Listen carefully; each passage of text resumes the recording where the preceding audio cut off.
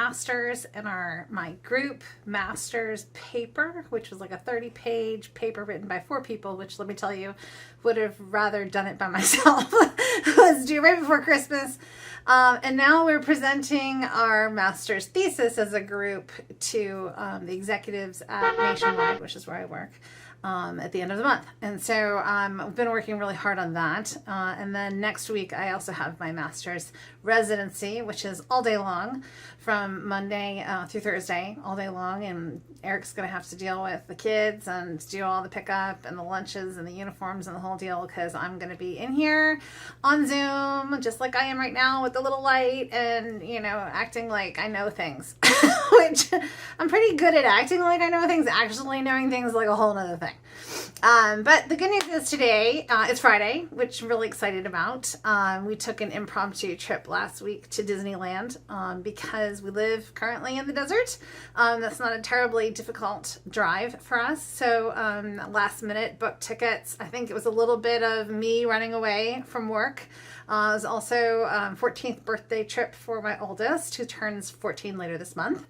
And it's also Disneyland, so why don't you, you go and you can, right? So went out there and had a great time. Fantastic road rides we hadn't gotten on last year, and I think it's a little bittersweet because we realized, our ease of getting to Disney is going to change when we move to the Midwest. But we got some news this afternoon that the final loan approval came through on the farm, which is here. And it's a little surreal right now because the bank was silly enough to give us a loan on a second house. So right now, this guy is going to be ours. We're actually leasing it back to the really sweet couple that owns it for the next couple months to give them a chance to figure out where they're going to live while we finish out our school year here.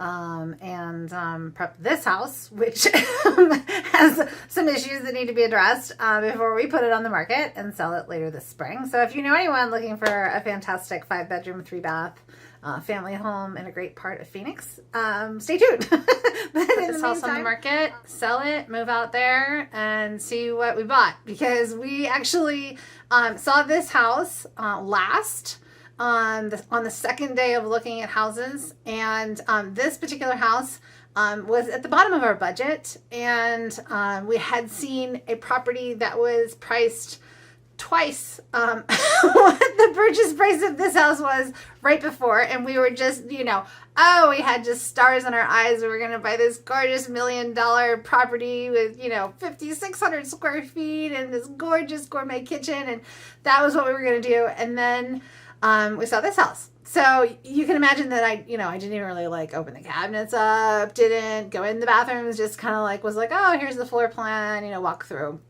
This house we chose because our criteria, the number one thing for us, both my husband and I work from home, is we have to have really stellar internet. And actually in the country, that's not as easy to come by as one would think. And so that really limited us geographically to the areas that we could move to. And this house is just outside city limits. It has high-speed internet, has 25 acres, which is about the property size that we wanted. The acreage is really nice and flat and pasture and fenced and cross-fenced. Has a lovely little red barn, which we fell in love with. It needs some work. It's not my dream house, but it's really a sweet little place, and we're really excited to move our family out there and put our kids in country schools and just see what this life would be for us. I kind of, again, a little bit of denial. Once I finally, pack up everything and see it go on a truck and start driving across the country, I'll wonder what we've done. My husband and I have done this before, but we haven't done it for a really long time. We've been in the desert now for over 10 years. We've adjusted to the climate.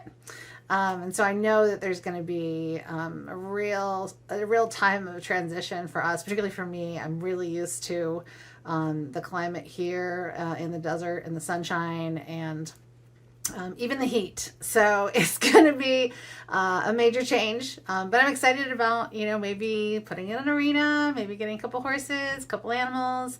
My husband's really excited about having a shop to tinker in. And I think a little bit of a slower paced life little less people-y out there in the Ozarks. So that's what we're doing. And I just wanted to say hello to everyone, and haven't forgot, the blog that we started. We're going to need to get ourselves on some sort of a schedule and providing updates. But for now, just send, prayers and good vibes for my master's presentation on the 31st, which happens to be the same day we're going to sign on the house. And then you might be able to breathe again in February. So that's what I'm looking forward to. So I hope you are all well, surviving the most recent variant that's going around. We had it, and we have lived to tell the tale. Now we're superhuman with immunity. We're just living life. So we'll talk soon. Send me a message, say hi, and we'll be in touch. Bye.